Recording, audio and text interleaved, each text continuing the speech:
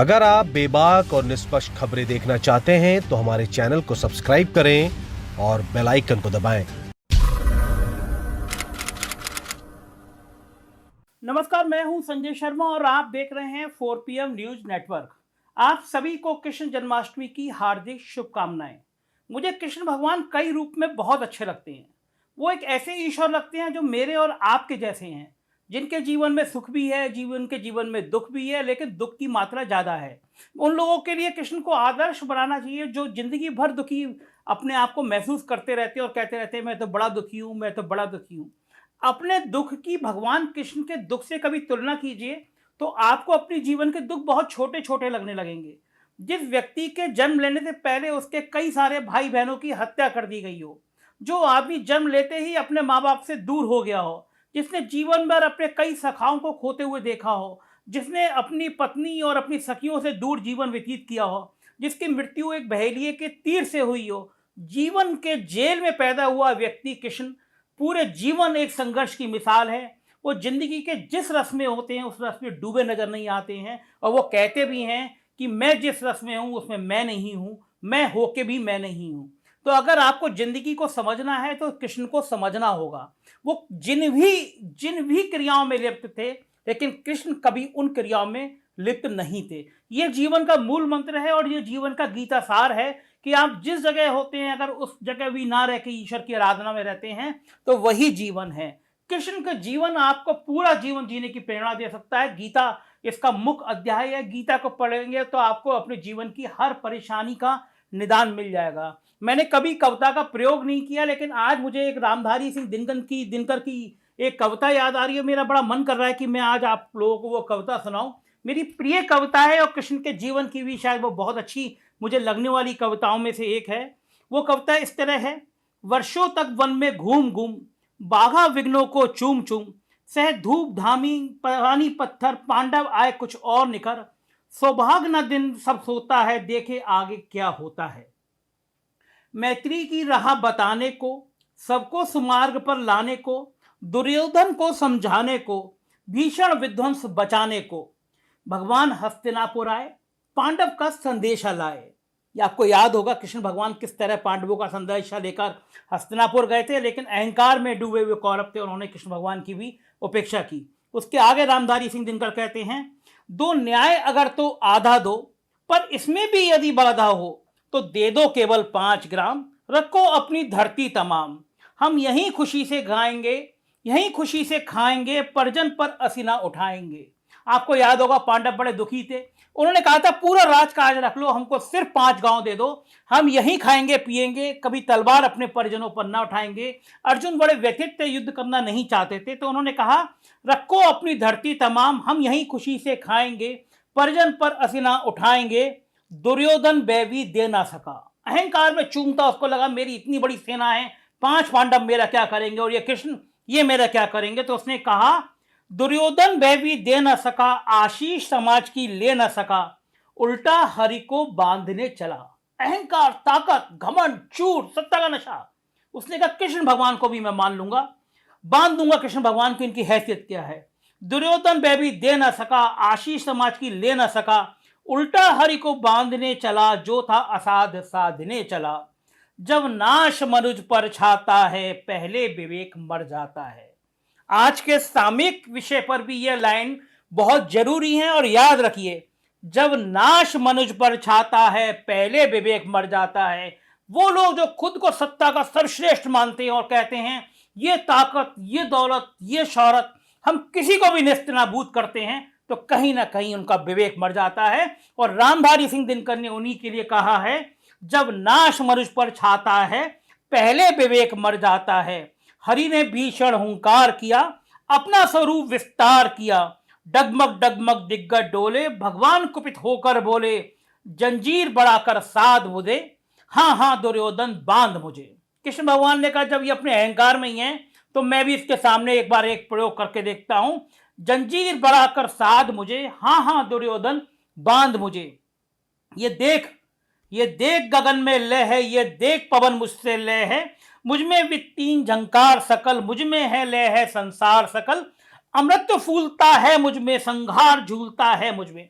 अब ये वाणी देखिए आप, अमृत भी मुझ में है और संहार भी मुझ में है। ये सिर्फ कृष्ण है, खुशी भी मुझ में है और गम भी मुझ में है। तो रामधारी सिंह दिनकर कहते हैं, अमृत फूलता है मुझ में, संहार झूलता है मुझ में, उदयाचल मेरा दीप्त भाल, भूमंडल वक्ष विस्तल विशाल, भुज परिधिबंध को घेरे हैं, मैनाक मरुपग मेरे हैं, दिखते जो ग्रह नक्षत्र निकर सब हैं मेरे मुख के अंदर, दुख हो तो दृश्य अकांड देख, मुझ में सारा ब्रह्मांड देख, चर अचर जीव जग, क्षर अक्षर नश्वर मनुष्य सुर जाति अमर, शत कोटि सूर्य शत कोटि चंद्र, शत कोटि सरद सर सिंधु मंद।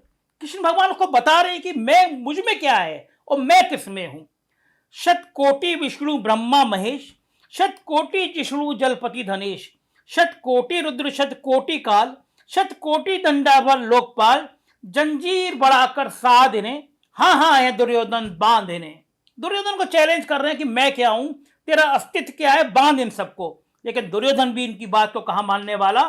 भूलोक अतल पाताल देख, गत और अनागत काल देख, ये देख जगत का आदि सृजन, ये देख महाभारत का रण, मृतकों से पटी हुई भू है, पहचान इसमें कहां तू है। कृष्ण भगवान ने उसका पूरा प्रदर्शन दिखाया कि जो रण का स्थान है वहां लाशों के अंबार लगे हैं, और इन लाशों को देख के दुर्योधन अभी भी तू पहचान ले, इसमें तू कहां है। एक बहुत बड़ा संदेश उस सभ्यता को, उस ताकत को, उस ताकत के अहंकार करने वालों को, कि पूरी दुनिया बड़ी क्षणभंगुर है, लाशों के ढेर है, और इसमें आपको अपनी पहचान करना बहुत मुश्किल है कि इसमें आप कहां हैं। तो कृष्ण भगवान कहते हैं, मृतकों से पटी हुई भू है, पहचान इसमें कहां तू है, अंबर में कुंतल जाल देख, पद के नीचे पाताल देख, मुट्ठी में तीनों काल देख, मेरा स्वरूप विकराल देख, सब जन्म मुझी में पाते हैं फिर लौट मुझी में आते हैं। कृष्ण भगवान ने जो गीता में सार दिया, वो सार समझाने की कोशिश दुष्यंत को भी की, और कहा सब जन्म मुझ में पाते हैं, लौट कर फिर मुझी में आते हैं। जिह्वा से कड़की जाल ज्वाल सघन, सांसों में पाता जन्म पवन, पड़ जाती मेरी दृष्टि जिधर, हंसने लगती है सृष्टि उधर, मैं जब ही मूदता हूं लोचन, छा जाता है चारों ओर मड़ा। जब ईश्वर ने अपनी आंख बांध ली, जब ईश्वर ने अपनी आंख बंद कर ली, तो धरती विचलित हो जाती है। हम देख रहे हैं कोरोना में मंदिर बंद हो गए तो आदमी का हाहाकार मचा है, पूरी सृष्टि रुक गई है। एक ऐसा अदृश्य वायरस जो रेत के कण के भी 100 भाग है, पूरी दुनिया को रोक दिया है। तो ईश्वर की कल्पना कितनी बड़ी साकार कृष्ण की कल्पना है, और कितना बड़ा ईश्वर का रूप है। तो उनने कहा, पहले तो बांध मुझे अनंत, सूने को साध ना सकता, वह मुझे कब बांध सकता। उन्होंने कृष्ण भगवान से कहा, बांधने मुझे तो आया है, जंजीर क्या बड़ी लाया है। यदि बांधने चाहे मन, यदि मुझे बांधने चाहे मन, पहले तो बांध अनंत गगन, सूने को साध ना सकता है, वह मुझे कब बांध सकता है। हित वचन तूने नहीं माना, रामधारी सिंह दिनकर कहते हैं, हित वचन नहीं तूने माना, मैत्री का मूल ना पहचाना, तो ले मैं भी अब जाता हूं, अंतिम संकल्प सुनाता हूं, याचना नहीं अब रण होगा, जीवन जय की मरण होगा। कृष्ण भगवान अंतिम चेतावनी देकर उनको जा रहे हैं और कह रहे हैं, याचना नहीं अब रण होगा।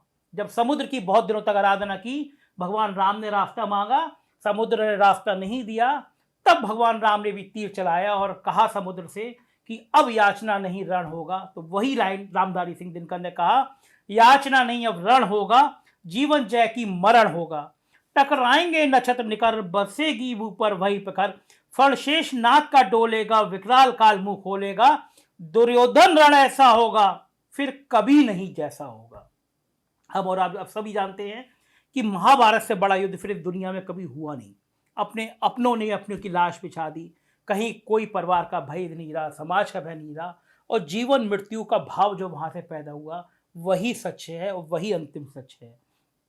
कृष्ण भगवान ने कहा, भाई पर भाई टूटेंगे, विषबाण बूंद से छूटेंगे, वाया श्रृंगार सुख लूटेंगे, सौभाग्य मनुष्य के फूटेंगे, आखिर तू भूषाई होगा, हिंसा का परदाई होगा। दुर्योधन ही उस युद्ध के मेन खलनायक थे, उसी की वजह से युद्ध हुआ। तो भगवान ने कहा, चेतावनी में भी कहा, भाई पर भाई टूटेंगे, विषबाण बूंद से छूटेंगे, वाया श्रृंगार सब टूटेंगे, सौभाग्य मनुष्य के फूटेंगे, आखिर तू भूषाई होगा, हिंसा का परदाई होगा। थी सभा सन्न। जब कृष्ण भगवान बोल रहे थे तो दुर्योधन की सभा में सन्नाटा छा गया था। सब सोच रहे थे कि क्या होने जा रहा है। थी सभा सुन सब लोग डरे, चुपते या बेहोश पड़े, केवल दो नर अघाते थे, धृतराष विदुर सुख पाते थे, कर जोड़ पके प्रमोद निर्भय दोनों पुकारते थे जय जय। ये एक रामधारी सिंह दिनकर की कविता थी। इस कविता को मन के भाव में रखिए, जीवन का मर्म कृष्ण से सीखिए, गीता से सीखिए। जो आया है वो जाएगा, कुछ भी स्थायी नहीं होता, मैं भी स्थायी नहीं, आप भी स्थायी नहीं, कोई सुख स्थायी नहीं तो कोई दुख स्थायी नहीं। इस भाव के साथ आप सभी को पुनः भगवान कृष्ण जन्माष्टमी की बहुत बहुत शुभकामनाएं। आप अपने परिवार के साथ स्वस्थ रहें, प्रसन्न रहें और कामना करते रहें हमारा समाज भी इसी तरह प्यार और भावना के साथ अभिभूत बना रहे। धन्यवाद।